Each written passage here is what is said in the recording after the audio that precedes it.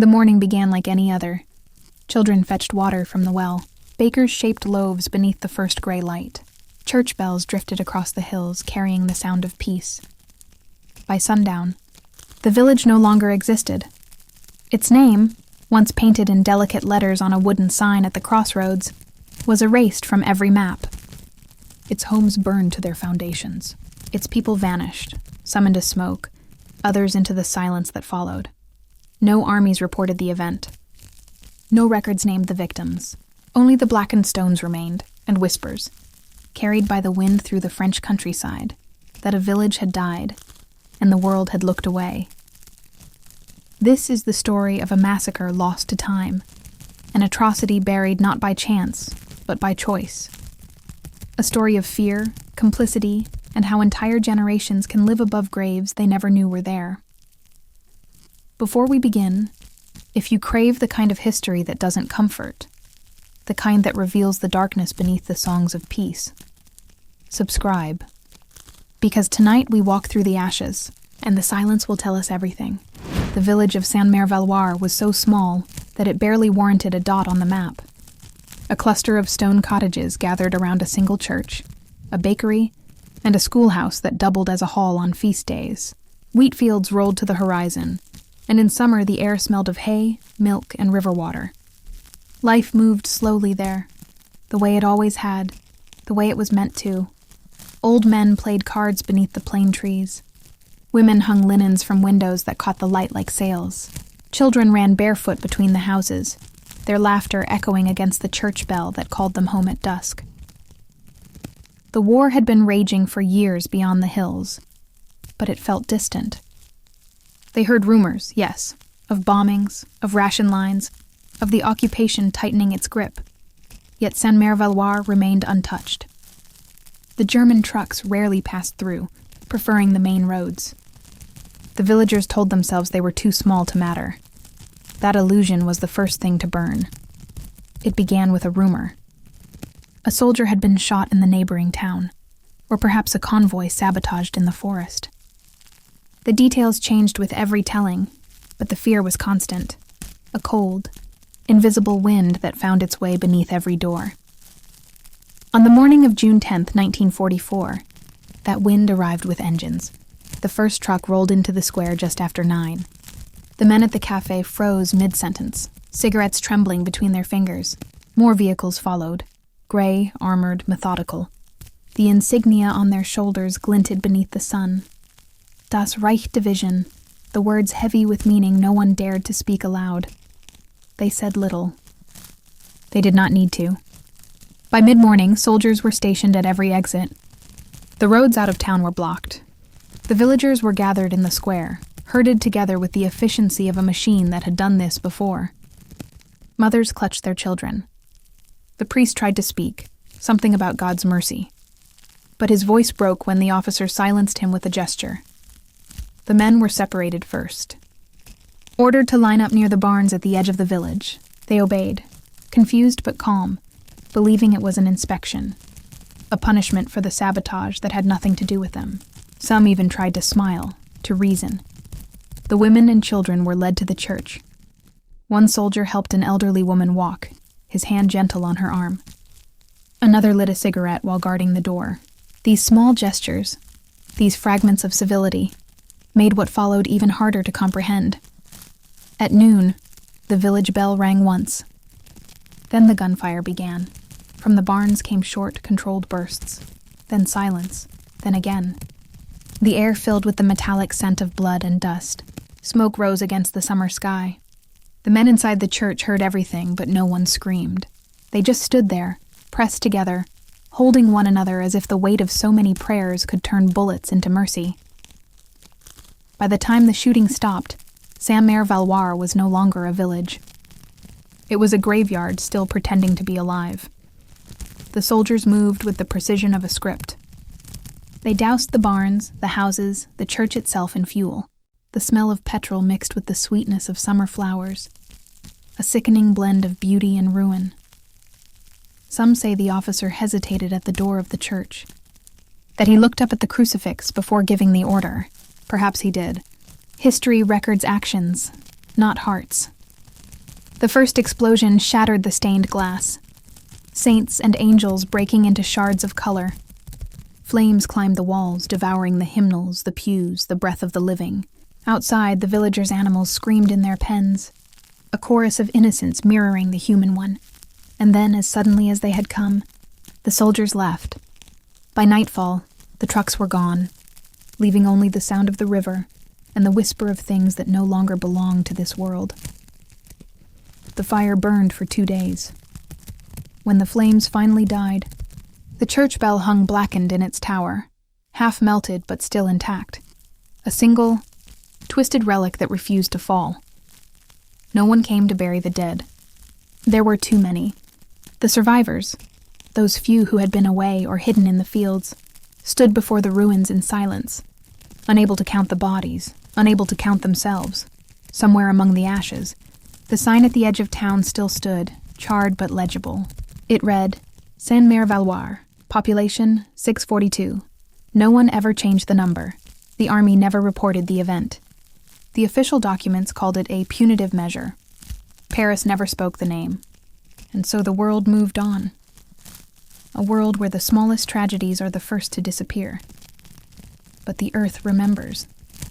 If you walk there now, through the tall grass that covers what was once the main street, the ground is uneven. Beneath it lie bricks, bones, and the silence of an entire village that believed it was too small to matter. They were wrong. The morning of June 10th began in sunlight, but ended in smoke. Even now, decades later, survivors would describe that light, the way it fell through the lace curtains, the way it made the dust shimmer over the fields, the way it promised another ordinary day. No one could imagine how quickly sunlight could turn against you. By mid-morning, the square was full of soldiers, helmets gleaming, boots thudding on cobblestone. They spoke little, their orders sharp and practiced. They had done this before, somewhere else. You could tell by the calmness of their cruelty. They told the men to form lines by the barns. For identification, they said. The tone was polite, almost casual, the kind of lie designed not to soothe, but to delay panic. Some of the older men obeyed out of habit. Farmers used to hierarchy, believing that reason might still hold weight. Others looked to the priest, Father Benoit, who nodded helplessly. Do as they ask, he whispered. They will not harm women or children. That faith, the quiet, human need to believe in limits, would betray them all. The soldiers led the women and children toward the church, the only stone building large enough to contain them, its heavy doors shut with a hollow sound that seemed to echo forever. Inside, the air was cool and dim. Mothers tried to keep the children calm, whispering hymns that rose and fell like waves. Outside, the men were divided into groups. The soldiers arranged them near the barns, as though preparing for photographs. Then the first shots rang out, not as chaos, but as procedure. Short, crisp bursts. A pause. Another round. One man broke from the line. He ran, screaming his wife's name. He made it 3 steps before the machine gun silenced him. The officer didn't flinch. He just reloaded, checked his watch, and nodded for the next volley. From inside the church, the women heard everything. Each burst of gunfire made the children cry out. Each silence felt longer, heavier, until someone whispered a name that was never answered. The priest tried to lead a prayer, his voice trembling. Forgive them, Father, for they know not. The explosion cut him off. The first grenade rolled through the church doorway, landing near the front pew.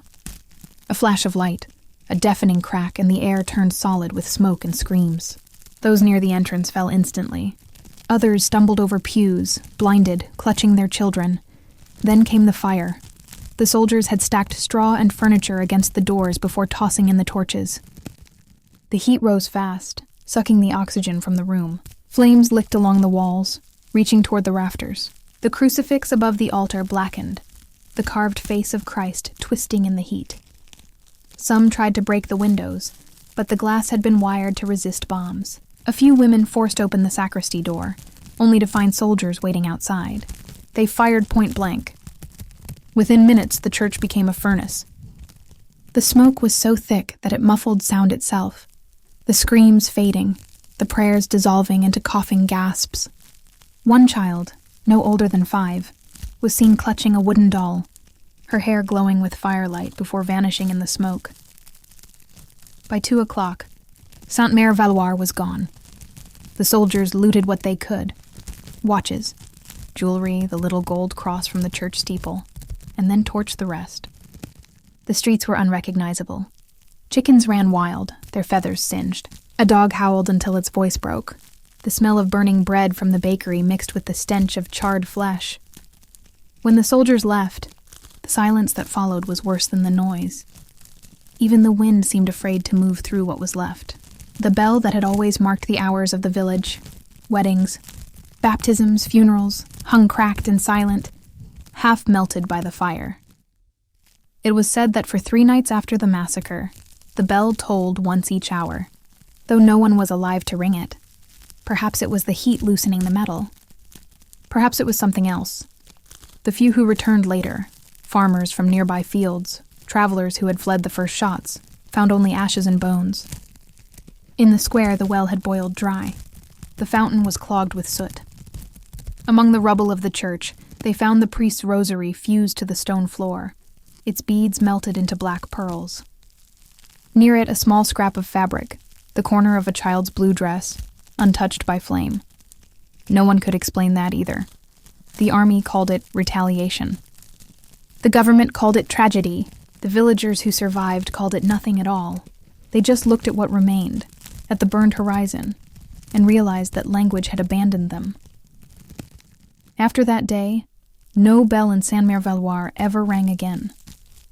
And perhaps that was mercy. Because if it did, the world might have had to listen. In the weeks after the village was erased, the fields went on pretending. Wheat rose and fell in the wind like a congregation that refused to disperse. Crows learned the borders of the silence and kept to the hedgerows, as if something in the air still remembered fire. Travelers hurried at the crossroads. They did not stop to drink from the well. They did not look at the church, which was not a church anymore, only a shape that weather could not soften. There was, however, a woman who would not look away. Her name was Angèle Laurent, a seamstress whose hands had mended half the parish and more than one soldier's coat in another life. On the morning of June 10th, she had been in the farther fields, taking a path along the river to deliver a shirt to a farmer whose wife had just given birth. She heard the trucks before she saw them. She smelled petrol before smoke. By the time she climbed the ridge, the square was already full of uniforms. Angèle lay flat in the grass and watched the village tighten like a fist. She saw the men march toward the barns. She saw women shepherded into the church with the same politeness one uses to collect lambs. She saw Father Benoit lift both hands, as if blessing could stop bullets, and then she saw him vanish into smoke shaped like prayer. She ran. Not away, but along the hedgerow toward the lane behind the sacristy, where a narrow window once opened to a ledge covered in moss and swallows' nests. There was a child hidden in every cupboard in France that summer. She could not believe the soldiers knew all the cupboards. The grenade that struck the nave threw a concussion across the lane and knocked her into the ditch. The world went white, then gray. When sound returned, it came like the sea. Fire speaks in waves. Every crest says another name. Angèle crawled. Thorns tore her palms. She reached the low wall by the orchard, pressed her face to the stone, and listened for any voice that might still belong to the living. She heard none. She did not try the door. She walked until evening through fields that had become islands, her dress black with ash, her throat lined with glass. She knocked at the first farmhouse she dared, but the door stayed barred. It opened only a crack, an eye shape of fear. "Not here," a voice whispered. "God forgive us. Not here." So she kept walking. She crossed 2 parishes before someone let her sit by a hearth, and even then the family asked her not to speak the village's name. People had learned the curriculum of survival: close the curtain, boil the kettle, say as little as possible. The occupation ended. Flags changed. Announcements were made in squares where pigeons cooed on cue. Trials were promised, then postponed, then performed like rituals that satisfied those far from the ruins. Records were opened the way wounds are examined, briefly, quickly bandaged, declared clean. Angèle gave her testimony 3 times to 3 different men whose pens scraped as if the paper itself were reluctant. The first clerk misspelled Saint-Mere-Valoir. The second asked for fewer adjectives. The third never looked up from the form. "Approximate number of dead?" he asked. She said, "All of them," and the pen paused only long enough to write a number that fit the line. She returned alone. It was autumn now. The church's broken ribs threw long shadows. A bicycle lay in a doorway, its chain glinting like a bracelet half buried in dust. In the schoolroom, the blackboard still held the day's lesson in a child's faltering hand. Nouns and their genders. La maison, le pain, la cloche. House, bread, bell. The genders were correct. The world that had held them was gone. Angèle picked through the square with the care of a mother stepping past sleeping children. She gathered what the fire had not fully claimed. A spoon with initials worn thin by decades of washing. A thimble dented in the middle, the metal number 6 that had fallen from the population sign. She put them in her apron as if the dead had asked to be light enough to carry. Then she did the thing she had come to do. Kneeling on the edge of the well where the water had boiled dry, she spoke every name she could remember. Aloud, in order if order came, out of order if memory insisted. She did not rush the syllables. She did not ask for answers. She only returned the names to air because air keeps better than ash.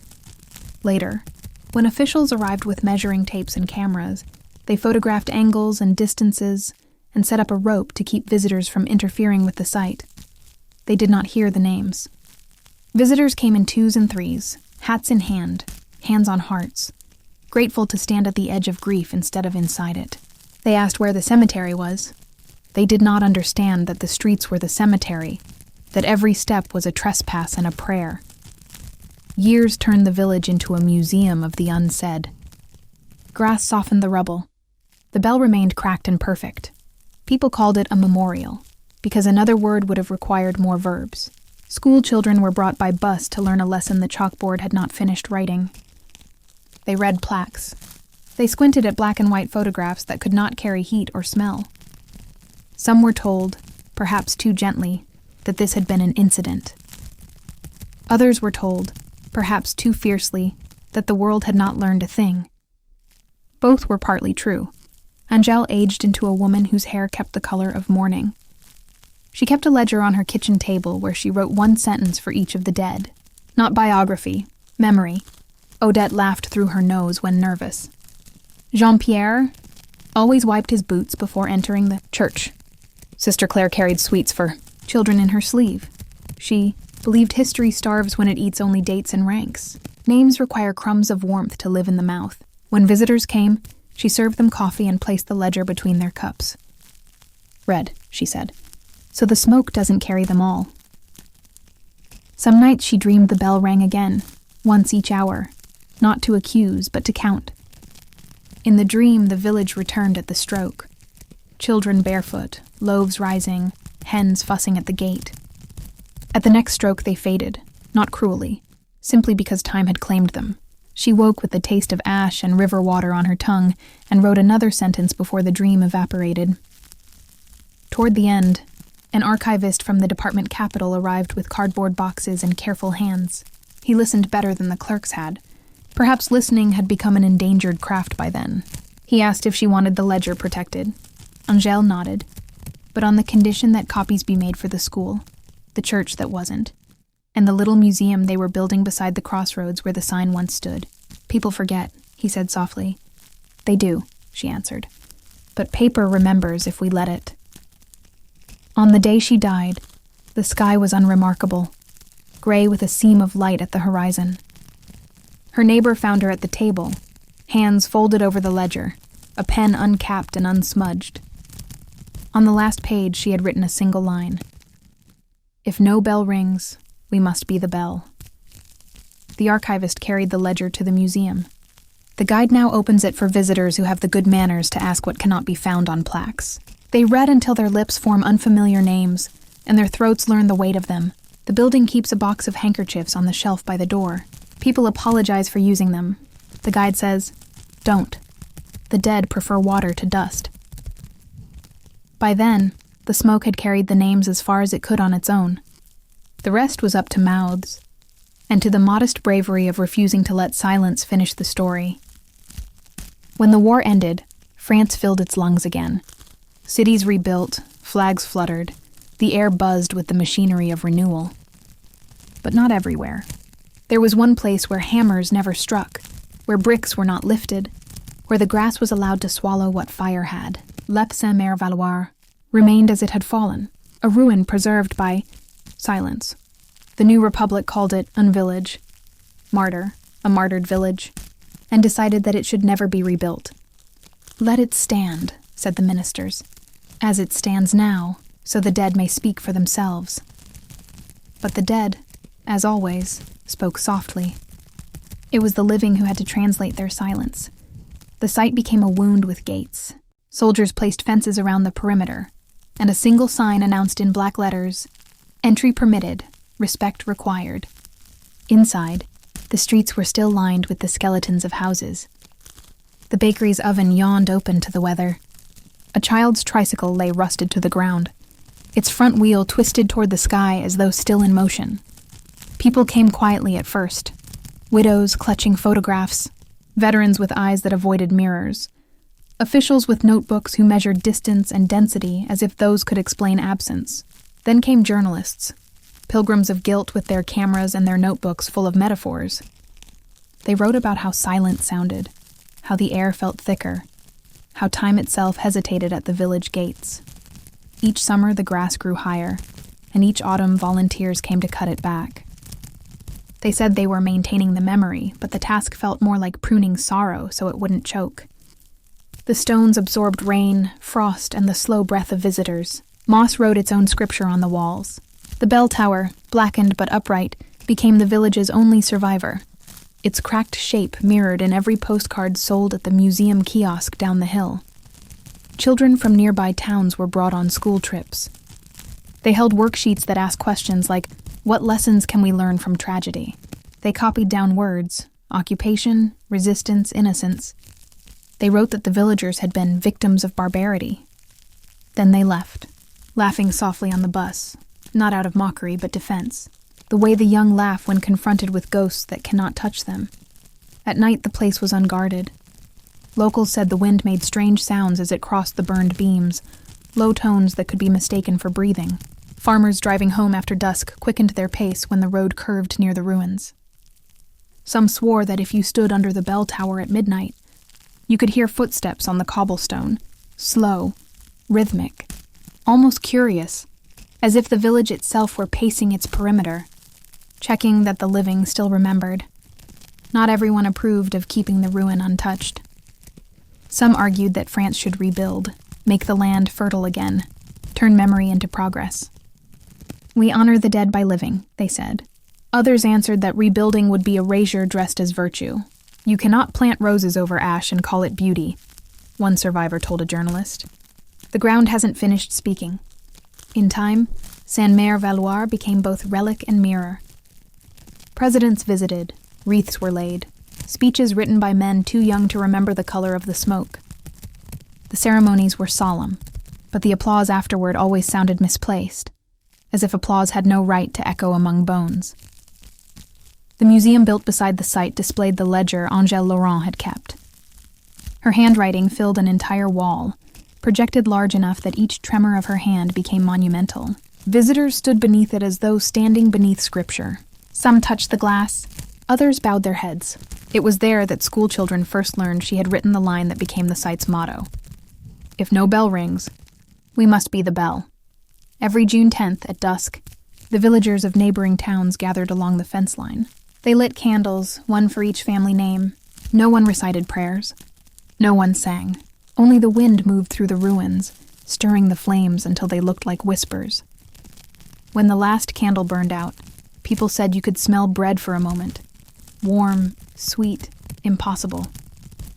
Historians called it olfactory memory, the brain recalling what the world once was. The locals called it grace. And yet, even as the place became sacred, the forgetting crept back, slow, polite, relentless.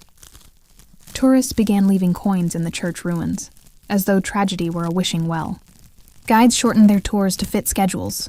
Politicians mentioned the village in speeches only when new wars made old ones convenient again. Still, the stones held their own discipline. Every crack, every scorch mark remained unmoved, as if to say, "We don't need your words. We are the proof." On the 70th anniversary, an old man who had been a child in a neighboring hamlet stood before the bell tower.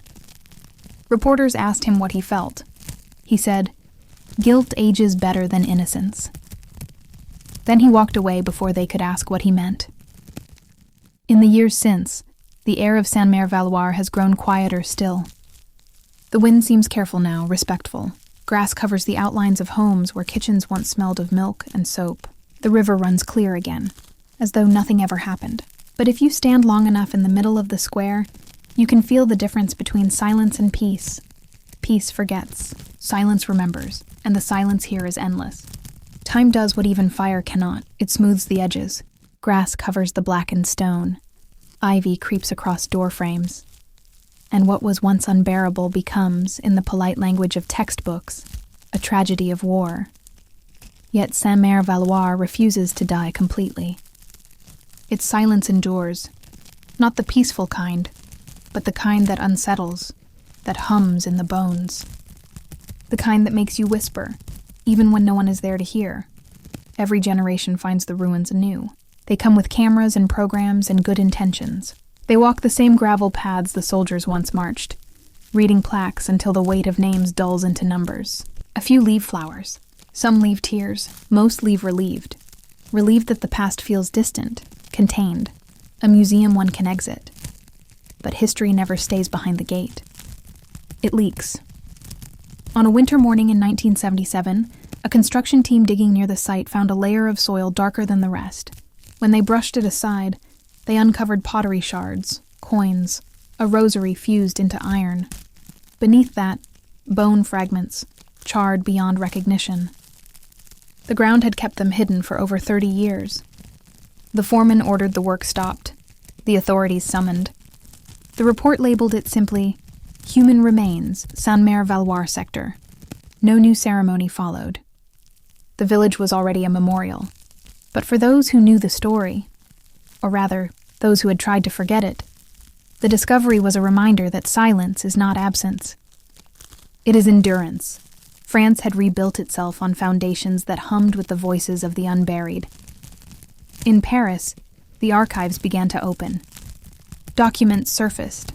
Reports from the occupying forces, coded dispatches, testimonies ignored in the first rush to rebuild. Historians compared them, aligned dates, and confirmed what survivors had long known. The massacre of Saint-Mer-Valoir was not an accident, nor an isolated act of rage. It was calculated, retaliation, a message written in fire. The irony was that it worked. No one resisted in that district again. Fear is the most obedient language. Decades later, the truth was printed in journals and broadcast in documentaries.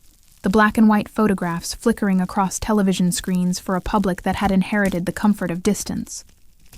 People clucked tongues, shook heads, said, "How terrible." Then they changed the channel. Angèle Laurent's ledger reappeared in those broadcasts, her handwriting briefly famous. Students quoted her line, "If no bell rings, we must be the bell," on posters and memorial essays. Politicians repeated it in speeches, their voices solemn, their faces lit by camera flashes. Each time the phrase lost a little of its sting and gained a little of its polish. The living polished it smooth because rough edges cut, but the truth beneath remained sharp. Saint-Mer-Valoir had not died only from bullets and fire. It had died from what followed, from silence, from the world's willingness to move on. That was the second death, the one that comes when memory is embalmed into ceremony. Each June 10th, the candles are lit again. Visitors gather in the square, now carpeted in grass that hides the ashes. The bell tower stands like a rib cage against the dusk. A single tone echoes, not from the bell, which remains cracked and mute, but from speakers mounted discreetly on poles. Technology rings where metal cannot. The sound travels over the fields, down into the valleys. Farmers pause their tractors. Children stop their bicycles. For a brief moment, the countryside holds its breath. And in that moment, the dead are remembered not as martyrs or statistics, but as neighbors who once hung laundry in the sun, who kneaded bread, who kissed goodnight, believing there would be a morning. When the tone fades, The world exhales. The visitors file out, leaving the candles to gutter in the wind. By midnight, the flames have gone out, and darkness returns to its post. But sometimes, not always, there is a flicker after the last light dies. A shimmer in a windowless wall, a glint from a fragment of glass buried in the grass. Locals call it the watchlight, as though the village still keeps vigil over itself. Some nights, when mist drifts through the ruins, the air smells faintly of smoke and roses. No one can explain it. Perhaps it's the soil releasing what it once absorbed. Perhaps it's memory, made visible. Visitors say that walking through the village feels like walking through a paused heartbeat, as if time itself steps carefully, unwilling to disturb what it destroyed. The silence presses against the ears until one's own breathing sounds intrusive. It is then that people realize silence is not empty. It is full of everything that words have failed to hold, and it is contagious. From that silence, questions arise. How many other villages vanished with no memorial, no ledger, no one left to speak? How many stories burned so clean that even ash forgot them? How long before forgetting begins again? Under different names, different uniforms, different reasons. Every country has its Sainte-Mère Valoir, some recorded, others erased. The shape changes, the excuses improve, but the rhythm remains. A rumor, a raid, a reckoning, a silence. Historians say Sainte-Mère Valoir teaches us about atrocity, but perhaps it teaches something quieter. The weight of looking away, the ease of abstraction, the thin line between peace and indifference. It shows what happens when horror becomes heritage, when memory becomes comfortable. And yet, even in that comfort, the ground remembers. Beneath the grass, the earth still holds the imprint of foundations, the faint geometry of streets. In spring, poppies grow where doorways once stood, their petals red as warning flares. When the wind passes through them, it sounds like whispering. Some say it's the ghosts, others say it's the living, trying at last to listen. Before she died, Angèle wrote one last note in the margin of her ledger. The world keeps forgetting us. But the world walks on our graves. That is enough. Perhaps that is why the silence still burns. Not as accusation, but as proof. Proof that even when words fade, even when monuments crumble, memory survives in the soil, waiting for footsteps to awaken it. If you ever go there, do not speak. Do not take photographs for your feed. Just stand. Listen. Feel the air press back. You will hear nothing at first. Only wind, only the faint rustle of leaves. But if you stay long enough, if you truly listen, you may realize the truth that every historian, every pilgrim, every survivor eventually learns. Silence is not the absence of sound. It is the echo of everything that should have been said. And at Sainte-Mère Valoir, that echo has never stopped.